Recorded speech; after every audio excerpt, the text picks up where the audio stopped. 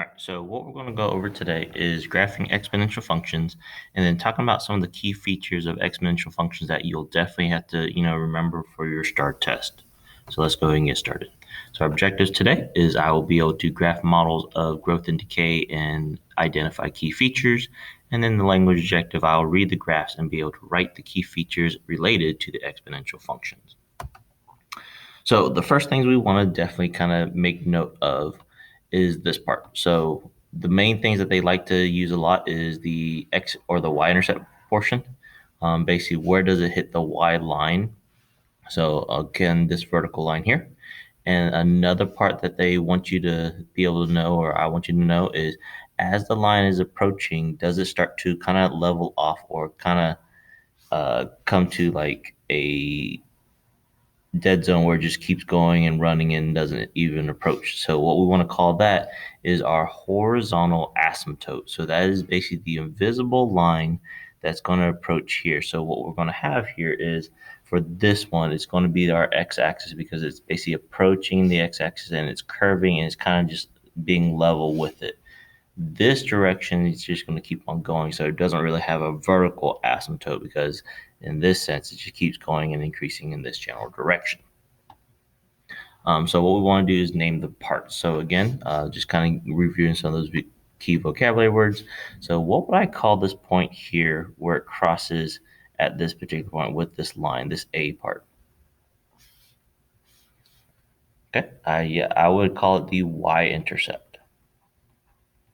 And this y-intercept has a distinct little point. It goes 0 first, comma 2. It crosses at 2 on my y line here. So basically, if I want to interpret or write the y-intercept, it will be 0, comma 2. And if I take a look at this other part here, this little line as it's approaching and it's basically starting to level off. If you notice, it starts to go in here and it starts to basically stay and not increase or decrease. What would I call that? Okay, so I would call it the horizontal asymptote. And that one has a distinct equation as well. So if you notice, what number is it approaching? So if I trace it out all the way to here, what number does it approach on this direction? And it's basically hitting on this part on our y line. So my horizontal asymptote equation will be y equals 1 because it's hitting the y line at this particular number. It's kind of leveling out here.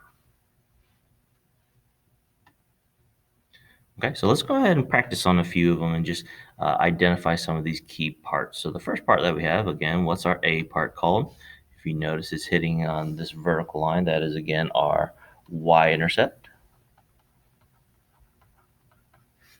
And then what number does it hit? So it looks like it's crossing right at this -2. So I'm going to have a 0, -2 for my y-intercept point. And then we have this other part with this B where it starts to level off at a particular number. What do we call that leveling off part in our exponential functions? And again, that is the horizontal asymptote. And then again, these are represented by an equation. So it always has an equal sign inside of it. So if I take a look, what number, if I trace it over, what number does it hit and on what line does it hit? If you take a look, it's basically hitting this vertical line, this y line. So it's going to be y equals, and then what particular number? Good, so -1. Okay, so practice on a few more of these. We gave you a few examples, so then that way you can kind of get the hang of it here. So again, what's the A called? Again, that's the y-intercept. Make sure you're typing these into your slides. Y-intercept, and then again at 0, comma 1. My B portion where it's basically hitting here, and that is my horizontal asymptote.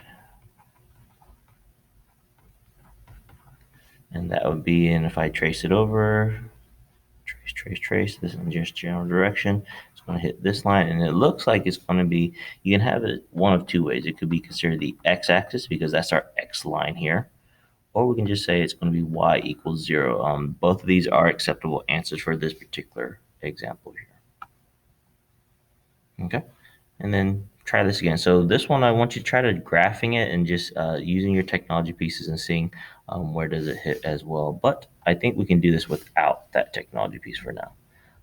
Y-intercept, I'm going to abbreviate it to, 0, comma 2.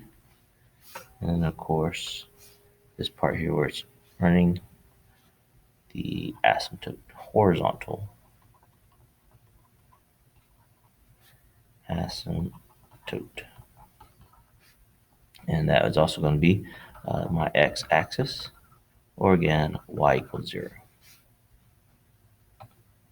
Okay, so try some of these problems and graphing. So basically, if I want to graph this, how would that look for me? So basically, if I want to set that up, just basically just graphing it from here.